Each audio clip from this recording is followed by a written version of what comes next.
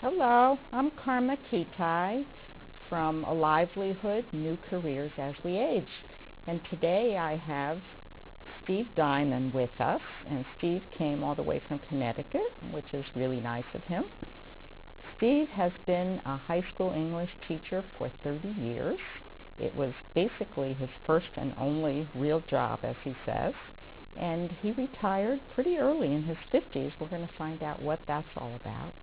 And he's doing something that he's really intrigued about, and I am too. He's becoming a stand-up comic. So welcome, Steve. Thank you. Thank you. Happy to be here. I'm so pleased that you've come. Thank you. Yeah.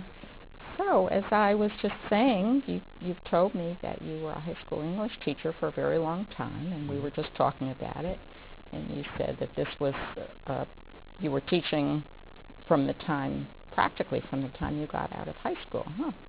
Well, out of college. Out of college? Yeah. Yeah. I started teaching when I was 23. I was just turning 24. I'd worked for a year after college, just in a paint and wallpaper store. It was just a job. And it was during that year that I decided teaching was really what I wanted to do. Up until then, it was just the opposite. I was really opposed to the idea of being a teacher because people had said, "Oh, you'd make a good teacher. You ought to consider teaching." And my first job was supposed to be only for one semester, but it stretched into 30 years, and so that's where I stayed my whole career. Oh. So you only had to look for a job twice in your life, I guess, huh? Before you pretty much retired. I had other jobs when I was in college and high school, but not things that you would call a career, just jobs. Yeah. So since you retired, and you did retire in your 50s. I was turning 54. I was just 53, turning 54. Can you tell us about how you made that decision? Well,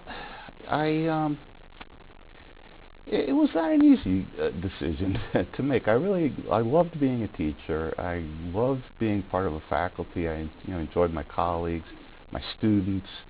I had classes that I really liked. The problem was I never really could figure out a way to do anything else when I was a teacher. It was like when school was in session, that was all I could do. And I don't know if it's, especially for English teachers where you tend to have a heavy paper load, it's always there. So you decided to retire early. Yeah. And then what did you do?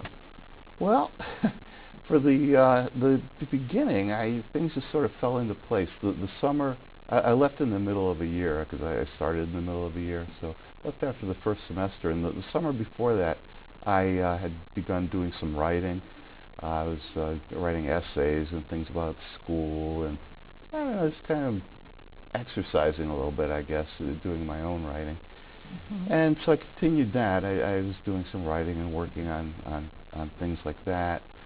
I did continue teaching one day a week in an adult ed program, and that proved to be a godsend. I knew I was going to miss the classroom, but I didn't know how much. When the first September rolled around and everybody was going back to school and I wasn't, I really felt left out. And the adult ed program started 2 weeks later, and I didn't really know what to expect. I hadn't worked in that program before. It was different from what I was accustomed to.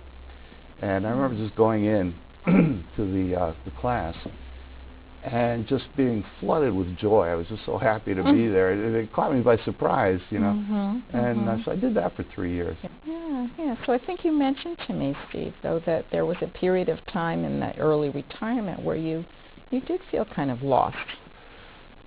It was that in the early part. The first 3 years, I was pretty, I was occupied and I felt good. But I hit a lull. It was like I hit the doldrums.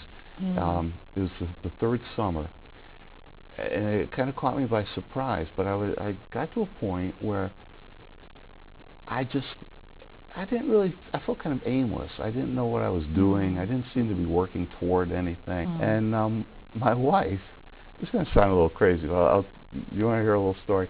My wife's a therapist, and she does conventional talk therapy, but along with that, she's also interested in what's called body work and energy work.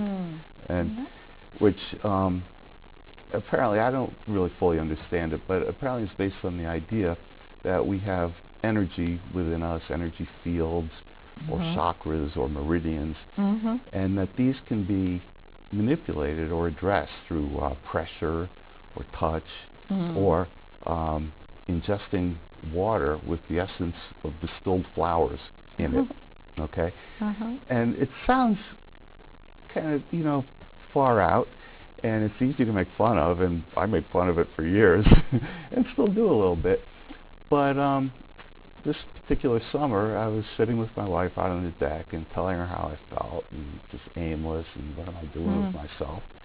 And she said, well, if you could do anything you wanted, what would it be? And I said, stand-up comedy, which everybody knew. I mean, I've wanted to do stand-up comedy since I was like 12, but I was afraid of it. It just wasn't going to happen because I was fearful. And she said, well, good. Do you want to try some flowers?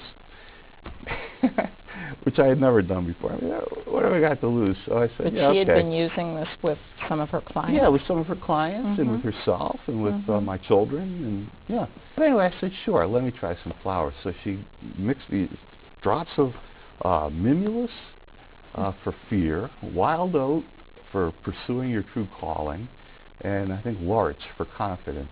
A few drops in a bottle of water. I know, it sounds like a witch doctor. I drank it down. 2 hours later, I went to the computer, and I started writing what became my first comedy show. And that was in August, and I did the show in December. Right. Okay, let's see that video of your first show. All right. Thank you very much, Rob. That's a very moving introduction. I'm really happy to be here today. I can't even tell you, this day has been such a long time coming for me. I'm not complaining about that. It turns out I've discovered there's actually a real benefit to arrested development, which is it gives you a lot of extra time to consider what you might do should you ever develop to the point that you're actually able to do it. And now, could I have used a little more time? Of course. 2 more days and this act would be perfect. But it has been 40 years. And during those 40 years, I have worked constantly, tirelessly, day and night, year after year, thinking and pondering, ruminating, brooding, compiling lists of synonyms.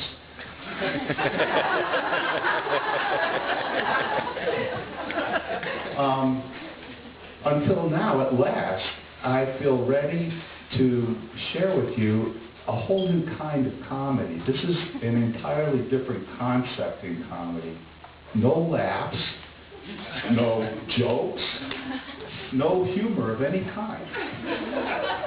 Rather, I will share with you my innermost thoughts, my deepest feelings, the experiences of a lifetime. This is all really quite grim. I hope that you enjoy it. So, you know, what I thought was just so amusing to me is just how you stay in character through that whole thing. You know, you're so straight, like, you know, yeah, this is who you really are. I have learned since I've been doing this that what I do is really not exactly what most stand-up comics do, in that I don't really tell that many jokes. Occasionally there'll be a standalone joke, but more I just sort of talk and tell stories, I think, and hopefully the humor grows out of the story. If it doesn't, then it's not comedy. I guess it's just a story. Yeah. But the ones that I do, hopefully for laughs, the humor grows out of the story. Yeah. So I appreciate your coming, and I would love to be able to see more of your shows. is there a way that you can tell us to find any of your shows on YouTube? I am on YouTube from that first show. There are like 4 or 5 clips from that, and those are the only ones that are there. But yeah, if you go to YouTube and search Steve Diamond Comedy, you'll see Steve Diamond Comedy. Steve Diamond Comedy. I think it's 5 clips will come.